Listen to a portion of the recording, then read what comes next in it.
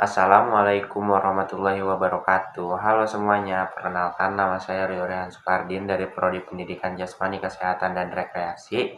Yang terhormat Bapak Dani Nur Hayadi MPD selaku dosen ilmu faal. Sebelum memulai pembahasan, di sini saya akan memperkenalkan diri saya sedikit lebih detail. Nama saya Rio Rehan Sukardin, biasa dipanggil Rio. Umur saya 17 tahun. Hobi saya bermain badminton, kesibukan saya sebagai mahasiswa. Saya berdomisili di Cikarang Barat, Bekasi, Jawa Barat, lebih tepatnya di Kampung Mekarwangi. Pertama, saya akan menjelaskan tentang kontrak kuliah di mata kuliah ilmu faal seperti pada dijelaskan yang saya ketahui. Kontrak kuliah. Yang pertama, datang tepat waktu, toleransi keterlambatan 10 menit dari jadwal yang sudah ditentukan. 2. Kehadiran tanpa keterangan lebih dari 3 kali tidak dapat ikut ujian. 3. Tidak boleh menggunakan handphone selama belajar kecuali ada arahan dari dosen langsung untuk kepentingan belajar atau telepon dari keluarga. 4. Jika izin sakit harus pakai surat dokter dan dibawa setelah sudah masuk kembali. 5. Ketika ada lomba harus meminta izin surat dispensasi ke TU dan dikasih melalui Kaprodi dianggap hadir jika ada surat dispensasi. 6. Pakaian rapi dan rambut tidak boleh panjang bagi laki-laki. 7. Saling menghargai pendapat satu sama lain. 8. Mengerjakan dan mengumpulkan tugas tepat waktu. 9. Dilarang mengobrol di dalam kelas selama belajar kecuali waktunya berdiskusi. 10. Menjaga suasana kelas tetap kondusif. 11. Menjaga kebersihan kelas. Ketentuan pakaian. 1. Memakai kemeja warna bebas. 2. Memakai celana atau rok hitam. 3. Memakai alma mater Wisma Bekasi. 4. Berdasi. Penilaian di mata kuliah ilmu faal. Yang pertama, nilai UAS itu 40%, UTS 30%, kehadiran 10%, dan lain-lainnya adalah 20%. Sebelum ke strategi pembelajaran, kita harus mengetahui arti dari mahasiswa. Kata mahasiswa berasal dari dua kata, yaitu maha yang berarti lebih atau paling, dan siswa yang berarti pelajar. Mahasiswa adalah seorang yang sedang dalam proses menimba ilmu ataupun belajar dan terdaftar sedang menjalani pendidikan pada salah satu bentuk perguruan tinggi yang terdiri dari akademik, politeknik, sekolah tinggi, institut, dan universitas.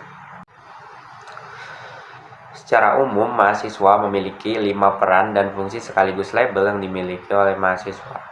Berikut penjelasannya. Oke, yang pertama ada direct of change. Maksudnya ialah mahasiswa yang mampu melakukan bentuk-bentuk perubahan secara langsung karena adanya sumber daya manusia yang banyak dan cukup.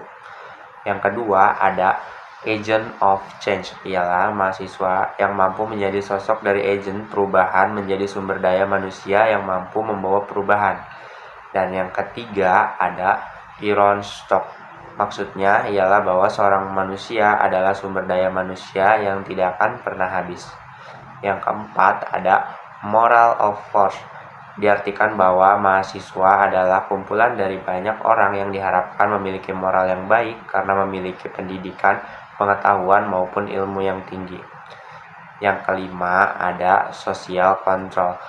Merupakan peran label yang disematkan pada mahasiswa karena diharapkan akan menjadi pengontrol dalam kehidupan sosial di masyarakat. Bicara mengenai perguruan tinggi pasti tak lepas dari Tridharma Perguruan Tinggi yang terdiri dari penelitian dan pengabdian kepada masyarakat. Penerapan Tridharma Perguruan Tinggi diharapkan dapat menghasilkan lulusan yang berkualitas, meningkatkan kualitas penelitian, serta memberikan kontribusi positif terhadap masyarakat. Penerapan Tridharma Perguruan Tinggi. Yang pertama, menyediakan kurikulum yang berkualitas dan sesuai dengan kebutuhan kerja. 2. Mengembangkan budaya penelitian di kalangan dosen dan mahasiswa. Yang ketiga, melakukan program pengabdian kepada masyarakat yang sesuai dengan kebutuhan dan potensi lokal. Peran mahasiswa dalam Tridharma Perguruan Tinggi Mahasiswa berperan untuk meningkatkan mutu diri dan mutu bangsa sesuai dengan bidang ilmu yang dipelajari pada perkuliahan. Pedagogi dan andragogi adalah dua pendekatan pembelajaran yang berbeda, yaitu pembelajaran untuk anak-anak dan pembelajaran untuk orang dewasa. Yang pertama ada pedagogi. 1. Berfokus pada instruksi dan pengajar. 2. Siswa lebih pasif dan menerima informasi dari guru. 3. Motivasi belajar berasal dari luar peserta didik. 4. Biasanya digunakan dalam pendidikan formal seperti prasekolah hingga sekolah menengah. Yang kedua, andragogi. 1. Lebih memberdayakan peserta didik untuk mengambil peran utama dalam mengarahkan pembelajaran mereka sendiri. Yang kedua, siswa lebih aktif dan gurunya yang bertindak sebagai fasilitator. 4. Motivasi belajar berasal dari dalam diri sendiri. 5. Sering digunakan dalam pembelajaran orang dewasa, adult learning, baik dalam pendidikan formal maupun non-formal. Strategi pembelajaran di mata kuliah ilmu faal. Strategi pembelajaran Pak Dani adalah diskusi dan tanya jawab.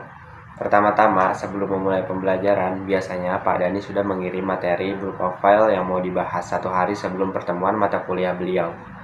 Selanjutnya, kita harus membaca serta mempelajari yang beliau kirim dengan fokus dan teliti, karena di pertemuan mata kuliah ilmu faal biasanya beliau mengajukan pertanyaan tentang materi yang beliau kirim sebelumnya. Metode ini biasa disebut dengan brainstorming.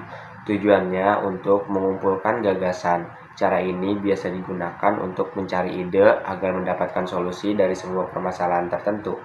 Metode ini dilakukan untuk menemukan ide berdasarkan spontanitas dan kreativitas individual maupun kelompok. Strategi pembelajaran Problem Based Learning atau biasa disebut PBL adalah model pembelajaran yang melibatkan keaktifan mahasiswa untuk selalu berpikir kritis dan selalu terampil dalam menyelesaikan sesuatu permasalahan. Untuk tujuan model pembelajaran ini adalah sebagai berikut. 1. Meningkatkan keterampilan berpikir kritis mahasiswa. 2. Melatih mahasiswa dalam menyelesaikan suatu permasalahan secara sistematis. 3. Membantu mahasiswa dalam memahami peran orang dewasa di kehidupan nyata. 4. Mendorong mahasiswa untuk menjadi individu yang mandiri dan bertanggung jawab. CTL atau Contextual Teaching and Learning adalah model pembelajaran yang mengaitkan materi dengan kehidupan nyata mahasiswa. Model pembelajaran ini bertujuan agar mahasiswa dapat lebih memahami materi yang diajarkan. Manfaat CTL sebagai berikut. 1. Menumbuhkan rasa ingin tahu mahasiswa. 2. Membantu mahasiswa menerapkan pengetahuan dalam kehidupan sehari-hari. 4. Meningkatkan kemampuan berpikir mahasiswa untuk menemukan pengetahuan diri. 5. Membantu mahasiswa membangun pengetahuan baru. 6. Membantu mahasiswa menjadi peserta aktif dalam pembelajaran. Yang terakhir, ada metode pembelajaran praktis di mata kuliah ilmu faal, yaitu metode pembelajaran yang melibatkan latihan berulang untuk mengasih keterampilan atau prosedur. Metode ini dapat dilakukan secara berpasangan atau secara mandiri. Metode belajar praktis berpasangan. Yang pertama, memusatkan perhatian pada latihan secara berpasangan. 2. Memfasilitasi interaksi antar siswa. 3. Memudahkan pemahaman materi bersifat psikomotor. 4. Memfasilitasi peserta didik untuk mempraktikkan keterampilan atau prosedur yang dipelajari. Metode belajar praktis mandiri. Yang pertama, menentukan tujuan. Yang kedua, menempatkan materi menjadi bab-bab kecil. Yang ketiga, fokus. Yang keempat, melakukan dengan pelan-pelan tapi benar. Yang kelima, berulang kali. Yang keenam, evaluasi. Kita harus ingat memotivasi semboyan Tut Uri Handayani dari Ki Hajar Dewantara mengandung motivasi untuk mendorong orang lain maju dan berinovasi. Semboyan ini juga menjadi slogan Kementerian Pendidikan Nasional Indonesia. Tut Uri Handayani mengikuti dari belakang Handayani, berarti memberikan dorongan moral atau dorongan semangat. Tut Uri Handayani diartikan seorang harus dapat menjadi pendorong bagi orang lain dengan memberikan semangat kerja dan moral yang baik, sehingga menumbuhkan motivasi dan semangat. Oke guys, kita sampai di penghujung video. Mungkin itu saja penjelasan materi dari saya seperti apa yang Pak Dani Nuryadi MPD sampaikan. Kurang lebihnya saya pribadi mohon maaf jika saya ada salah kata. Sampai jumpa di tugas-tugas saya selanjutnya. Assalamualaikum warahmatullahi wabarakatuh.